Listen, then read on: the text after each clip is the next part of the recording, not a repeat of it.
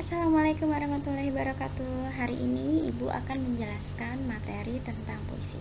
Materi ini sudah kalian dapatkan di kelas 10, tetapi di kelas 12 materinya akan lebih mendalam. Tahapan yang pertama yang akan Ibu jelaskan adalah agar kalian bisa terlebih dahulu untuk menyusun puisi.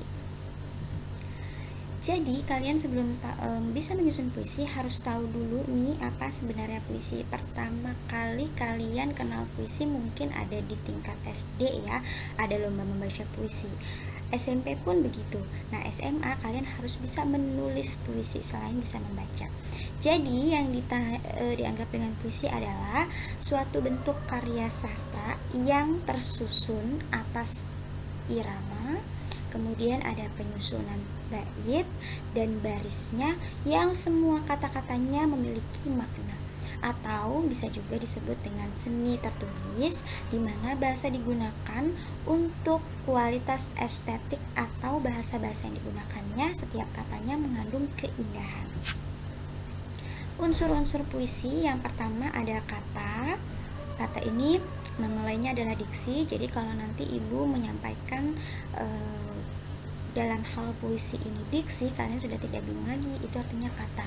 Kemudian larik atau baris, bait kumpulan dari larik, rima, persajakan, dan irama. Penjelasannya ada di sini. Kalau kata, yang namanya kata kalian sudah mengetahui adalah kumpulan dari beberapa huruf yang memiliki makna.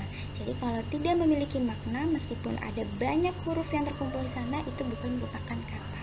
Kemudian larik, dari setiap kata akan tersusun menjadi beberapa baris. Nah, kemudian bait, dari beberapa baris tadi akan tersusun lagi nih menjadi beberapa bait. Bentuknya seperti apa nanti akan Ibu berikan contoh. Rima, ini persajakan. Jadi rima ini adalah suatu bunyi di akhir baris dari setiap kata. Kemudian ada irama. Irama itu dinamakan dengan ritme. Nah, ini bagaimana cara seseorang bisa membacakan puisi.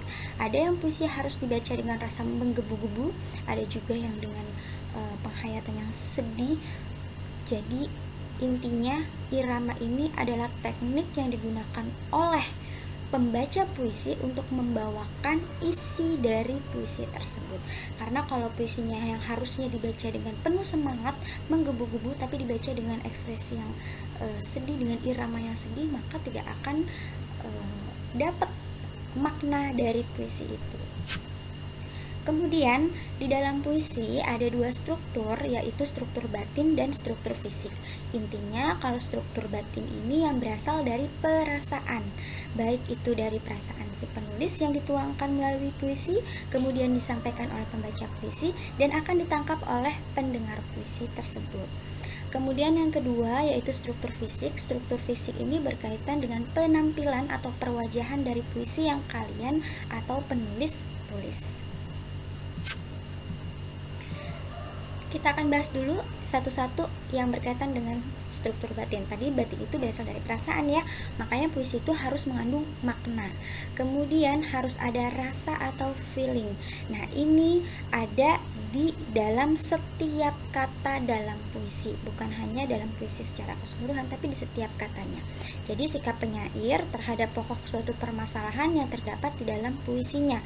Pengungkapan tema dan rasa erat kaitannya latar belakang sosial atau psikologis penyair. Seandainya penyair itu lagi merasakan sedih, pasti karya-karyanya akan berkaitan dengan suatu kesedihan.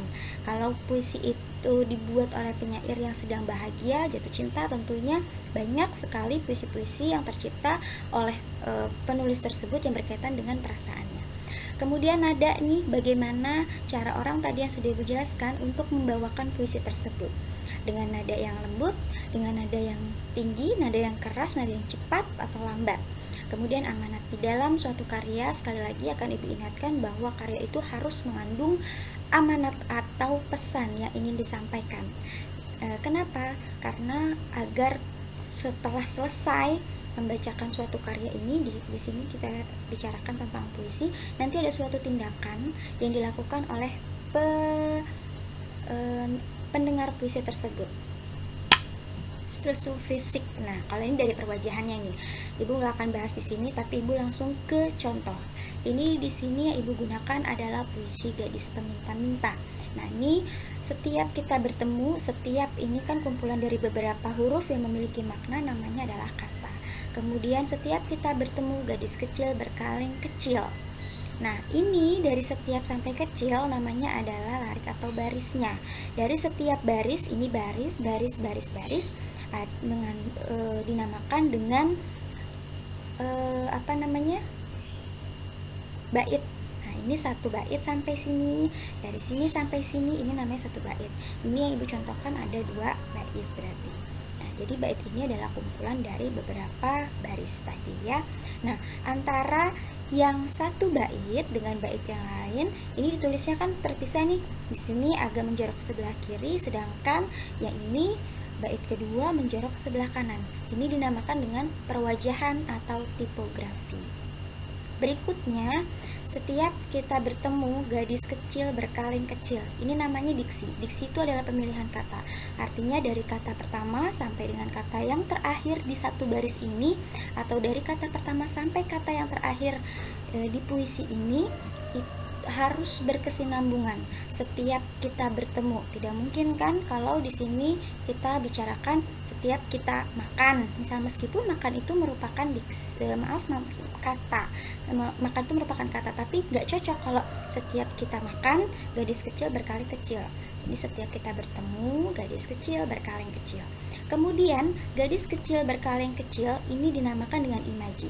Imaji itu adalah yang berkaitan dengan penginderaan, penglihatan, kemudian pendengaran, kemudian ada lagi perasa. Nah, kalau di sini yang digunakan adalah imaji penglihatan. Satu penulis di dalam gadis peminta-minta ini, ia menjelaskan tentang dirinya, menyebutkan adalah aku, kemudian si tokoh aku ini bertemu dengan gadis kecil. Nah, kalau bertemu itu berarti kan ada suatu penglihatan. Kenapa dia bisa tahu gadisnya itu kecil? Bisa jadi gadisnya itu badannya besar, ya kan? Tapi ini gadis kecil, berarti masih muda. Itu namanya imaji.